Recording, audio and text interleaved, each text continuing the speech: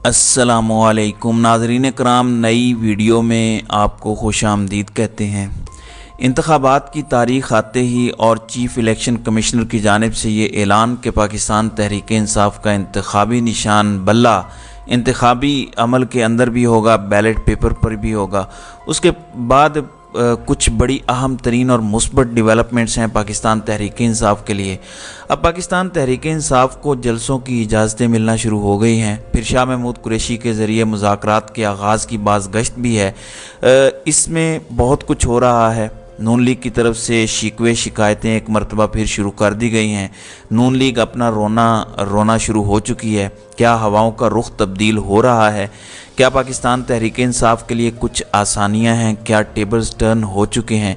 ये वो नुक्ता है जो आपने समझना है। सूरत हाल इतनी सादा नहीं है और कुछ अच्छी डेवलपमेंट्स को, कुछ मुस्बत डेवलपमेंट्स को ओवरऑल सिनेरियो पीटीआई के हक़ में बदलते हुए हम नहीं डिक्लेयर कर सकते। बहुत कम डाटा है इसके लिए, इस कंक्लूजन को ड्रॉ करने के लिए। लेकिन हवाओं का रुख तो तब्दील हुआ है। इसके साथ ही साथ चीफ जस्टिस ऑफ पाकिस्तान काजी फायज़ ईसा ने एक बहुत बड़ी बात कर दी है और फैसले में एक नया पिंडोरा बॉक्स खोल दिया है, और वो है सदर आरिफ अलवी पर गद्दारी का मुकदमा। और गद्दारी ये है कि इमरान खान के कहने पर असम्बलियाँ तहलील की।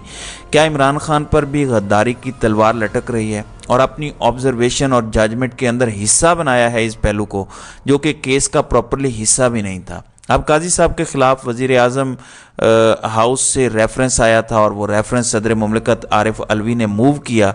तो क्या काजी साहब इस चीज़ को भुला नहीं पाए? क्योंकि फैज़ाबाद धरना केस में ये बात काफ़ी क्लियर हो चुकी है कि वो ना भूले हैं और ना उन्होंने उसे माफ़ किया है, ना ही वो उस तरह से आगे बढ़ने को तैयार हैं।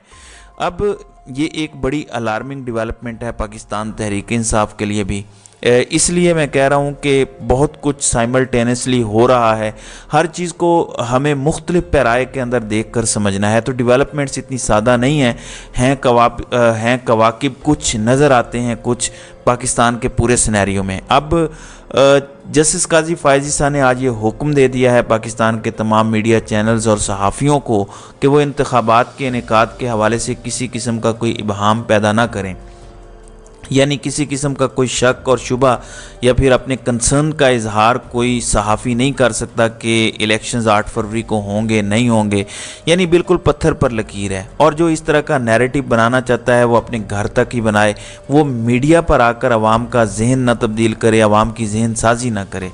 अब इसमें एक दो मुद्देबाना सवाल हैं कि काजी साहब, हमें इंतखाबात की तारीख़ पर कोई एतराज़ नहीं है और उस पर कोई इबहाम भी नहीं है, और आप इंश्योर उम्मीद है करेंगे कि इस फैसले पर अमल दरामद हो। लेकिन इंतखाबात के शफाफ इनेकाद पर, ट्रांसपेरेंट और धांधली से पाक इंतखाबात पर तो अभी भी बहुत से कंसर्न्स हैं। क्या सुप्रीम कोर्ट इसके ऊपर भी ठप्पा लगा के दे सकता है आवाम को कि आप बात ना करें, आप इस तरह का कोई कंसर्न ना रखें, हम हर चीज़ का ख्याल रख लेंगे? ये एक ऐसी चीज़ है जिस पर मैं समझता हूँ कि काजी साहब को कोई ऑर्डर ज़रूर जारी कर देना चाहिए कि धांधली का दरवाज़ा रुके और हमारी ज़ुबानों पे ताले लग जाएं। जैसे अब हम इंतखाबात की तारीख पर कोई बात नहीं कर सकते क्योंकि काजी साहब का हुक्म है, तो इसी तरीके से इंतखाबात के शफाफ इनेकाद और उसमें सबको लेवल प्लेइंग फील्ड के हवाले से भी काजी साहब साथ ही इस तरह की क्लैरिटी के साथ ऑर्डर्स दे देते ताकि इंतखाबात के हवाले से मज़ीद क्लैरिटी होती और हमारी ज़ुबानों पे ताले लग जाते, हम कुछ कहने के काबिल ही ना रहते पाकिस्तान के सहाफ़ी, तो ये ज़्यादा बेहतर होता। ये एक मुद्देबाना गुजारिश है, एक सजेशन है honourable chief justice of Pakistan justice Qazi Faez Isa को। फिर काजी साहब ने एक और बहुत बड़ी डेवलपमेंट दी।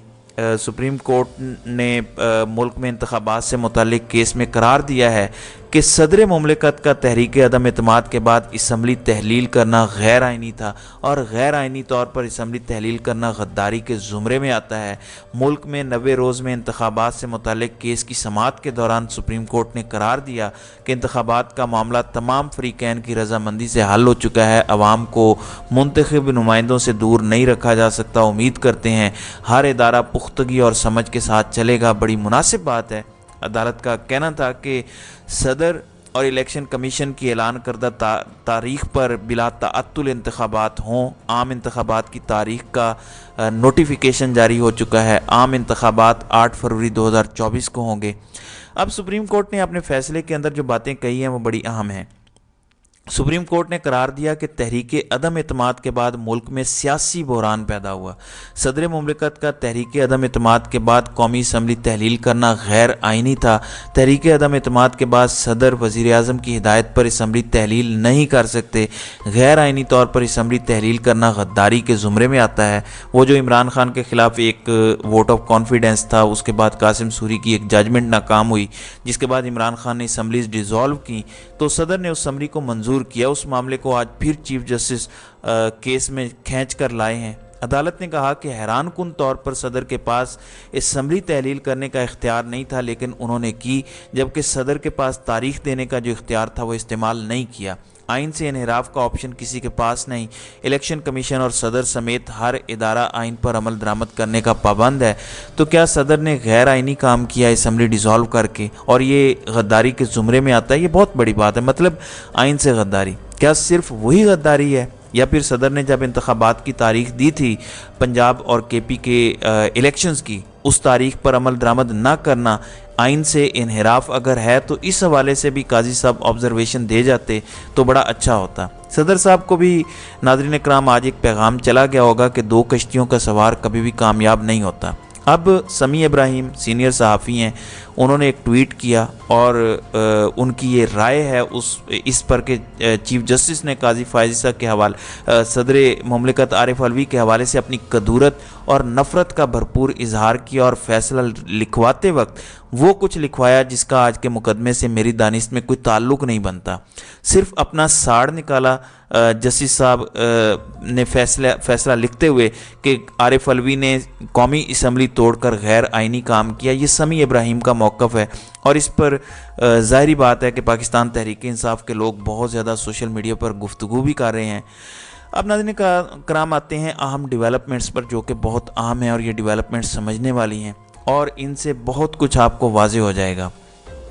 एक जानिब चीफ इलेक्शन कमिश्नर का ये कहना कि इंतखाबी अमल के अंदर बैलेट पेपर पर बल्ले का निशान होगा। फिर उसके बाद शाह महमूद कुरैशी जो कि इमरान खान के साथ अडयाला जेल के अंदर कैद हैं, साइफर केस में को एक्यूज़ड हैं, इमरान खान से वफाक करने की सज़ा भुगत रहे हैं। शाह महमूद कुरैशी की तबीयत नासाज हुई, पिम्स अस्पताल गए, लेकिन अब खबर आई है कि कुरैशी साहब के थ्रू मुज़ाकरात शुरू हो चुके हैं। बैकडोर डिप्लोमेसी का एक मरतबा फिर आगाज़ हो चुका है। ये बैकडोर डिप्लोमेसी बड़ी अहम है।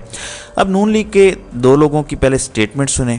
एक तो साबिक वज़ीर ख़जाना इसहाक डार ने कहा है कि लेवल प्लेइंग फील्ड हमें तो नहीं मिली, और कौन नहीं चाहता कि लेवल प्लेइंग फील्ड ना हो। सेनेट में इज़हार ख्याल करते हुए इसहाक डार ने कहा कि हक़ायक़ रिकॉर्ड पर लाता हूँ।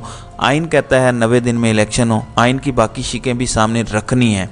और उन्होंने कहा कि हमें तो लेवल प्लेइंग फील्ड नहीं मिला, और कौन नहीं चाहता कि लेवल प्लेइंग फील्ड ना हो। हमने इलेक्शन की ज़्यादती पर वाइट पेपर इशू किया और 35 पंचर वाली बात झूठी थी। फिर जावेद लतीफ़ जो नवाज शरीफ के मज़ाहमती ग्रुप के बड़े सरकर्दा रहनुमा हैं, उन्होंने खुल के बात की। वो खुल के बात वैसे भी करते हैं, वो मज़ामत वाला बयानिया लेकर चलते हैं।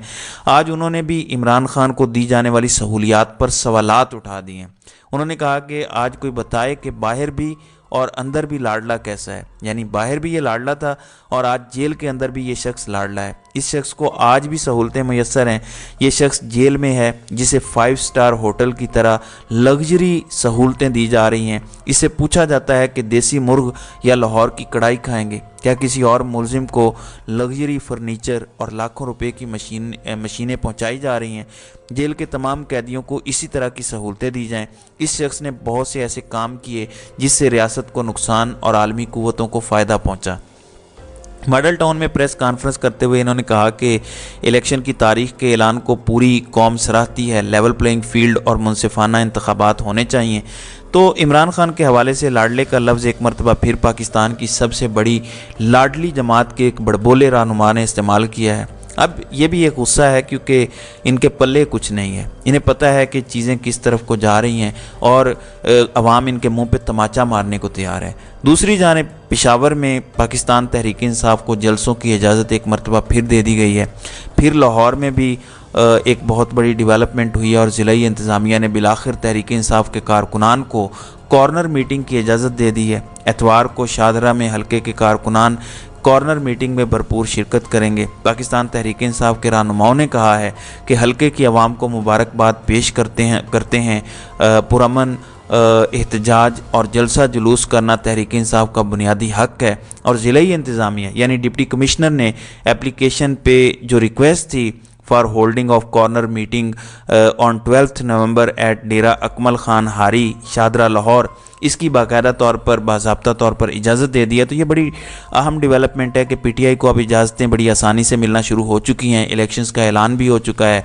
अब चीफ इलेक्शन कमिश्नर ने तो ये बात कर दी कि इंतखाबी शेड्यूल आने के बाद मैं इंश्योर करूँगा कि तहरीक इंसाफ को भी लेवल प्लेइंग फील्ड मिले और सारी जमातें अपनी कंपेन कर सकें। तो क्या मामला ठीक हो रहे हैं? मैं यहाँ पर अपनी राय दूंगा कि बिलाशुबा यही एक बहुत बड़ी डेवलपमेंट है कि मुज़ाकरात शुरू हुए हैं। बिलाशुबा यही एक बहुत बड़ी डेवलपमेंट है कि गौर व फिक्र शुरू हुआ है। मुज़ाकरात कामयाब हों या नाकाम हों, ये एक अलग चीज़ है। तो ये एक बड़ी अहम तरीन डेवलपमेंट है। आने वाले दिनों में आपको तहरीक इंसाफ के जलसे भी होते हुए नज़र आएंगे। तो नाज़रीन इकराम, आपकी इस वीडियो के हवाले से क्या राय है? आप अपनी राय का इजहार कमेंट सेक्शन में ज़रूर कीजिएगा।